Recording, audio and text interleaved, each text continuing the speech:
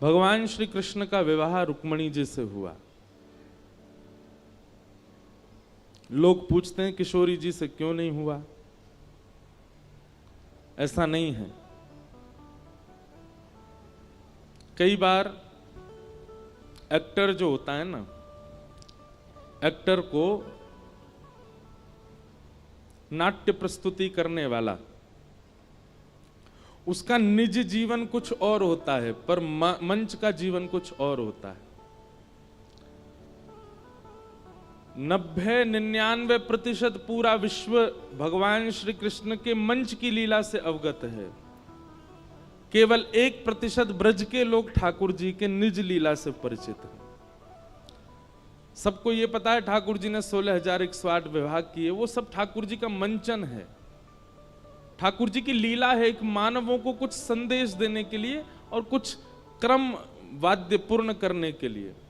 भगवान श्री कृष्ण की लीला बंधुओं अनुकरणीय नहीं है। एक बात हमारी बहुत ध्यान से सुनना, भगवान श्री कृष्ण जो करते हैं वो आप कभी नहीं कर सकते। प्रभु श्री राम जो करते हैं वो आप सब कर सकते हो। इसलिए हमारे पूज्य पिताजी महाराज और संत जन कहते हैं, राम ने जो किया है वो करो, कृष्ण ने जो कहा है वो करो, क्योंकि कृष्ण ने जो किया है वो आप नहीं कर पाओगे। राम जी मर्यादा पुरुषोत्तम हैं और श्री कृष्ण लीला पुरुषोत्तम हैं। भगवान श्री कृष्ण ने 1000 से ज्यादा बार कहा है संपूर्ण कृष्ण लीला में कि मैं भगवान हूं, मेरी शरण में आओ।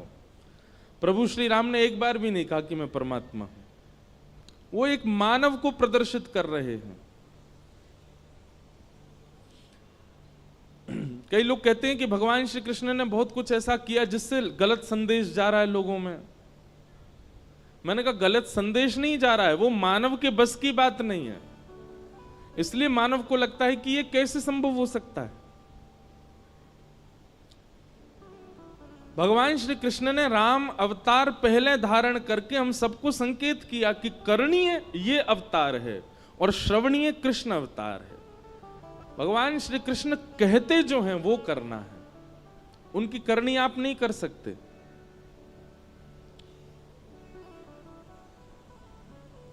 तो निज ठाकुर जी का जो लीला स्वरूप है वो हमें पता है कि ठाकुर जी की कैसी लीला है, पर अधिकतर लोगों को ऐसा लगता है कि ठाकुर जी का विवाह, वो लगता क्या लिखा ही है, वो ठाकुर जी का मंचन स्वरूप है। रुक्मिणी आदि जितने भी भगवान के विवाह हुए ये इनके एक तत्व हैं, उन तत्वों से ठाकुर जी ने विवाह किया। वो तत्व ठाकुर जी ने निर्माण किए। पृथ्वी, जल, अग्नि, वायु, आकाश, इन पांचों को क्या कहते हैं? पंच तत्व, जिनसे हमारा शरीर बनता है। हमारे शरीर के बाहर पंच तत्व हैं, भीतर 4 तत्व हैं। भीतर कौन कौन से तत्व हैं?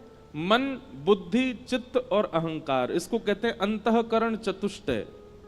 और बाहर के जो हैं वो पंचभूत, दोनों को मिलाएं कितने हुए? 9 तत्व। 10वां तत्व हमारी आत्मा है। ऐसे 24 तत्वों का वर्णन किया गया है भागवत में। 25 तत्वों का। पंचविंशति तत्वज्ञ यत्र तत्राश्रमे वसंजटी मुंडी सिकी वापी मुच्यते नात्र संजय। बहुत गंभीर प्रसंग है, उसमें नहीं जाएंगे ज्यादा। पर मूल 4 तत्व भीतर के, 5 तत्व बाहर के। बहुत ध्यान से सुनो सब लोग, इधर देखो। 5 तत्व बाहर के हैं, पृथ्वी, जल, अग्नि, वायु, आकाश। ये भगवान की प्रमुख 5 पत्नियां हैं। और भीतर के जो 4 तत्व हैं उनमें से एक तत्व स्वयं भगवान है, हमारी आत्मा।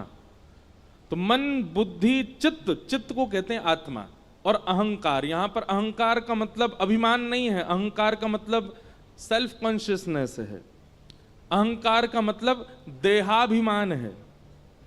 भूख लगने पर भोजन करना, इसको देहाभिमान कहते हैं। प्यास लगने पर पानी पीना, गर्मी लगने पर एसी चलाना, यह भी एक सूक्ष्म अभिमान है देह का। उस अभिमान की बात है। तो मन, बुद्धि, चित्त और अहंकार, उसमें से चित्त भगवान है तो बचे 3। तो भीतर के 3, बाहर के 5, ये 8 भगवान की मुख्य पटरानियां हैं।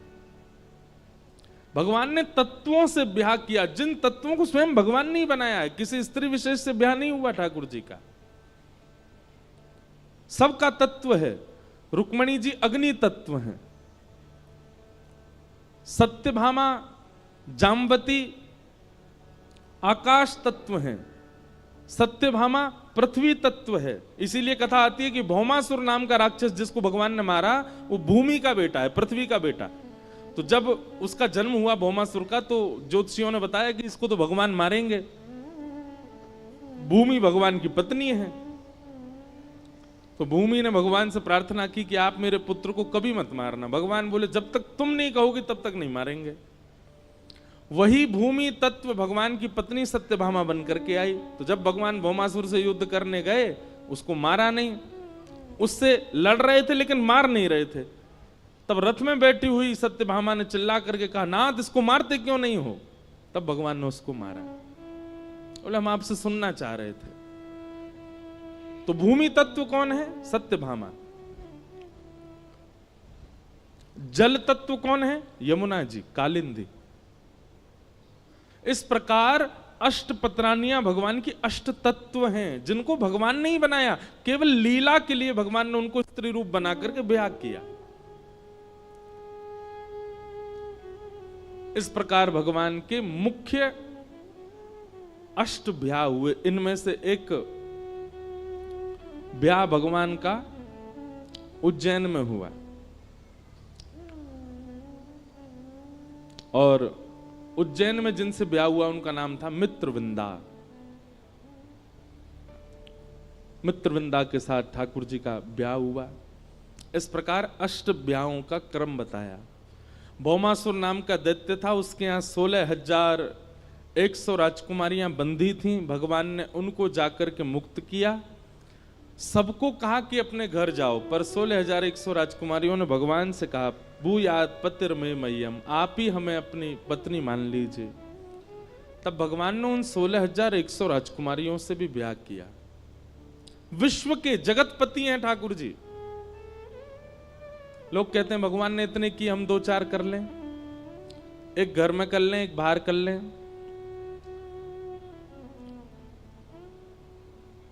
ठीक है, शर्त है, लेकिन जिस प्रकार भगवान सबके साथ एक समय पर एक ही साथ 16,108 रानियों के साथ भगवान अलग अलग रूप धारण करके रहते हैं, आप भी रहो।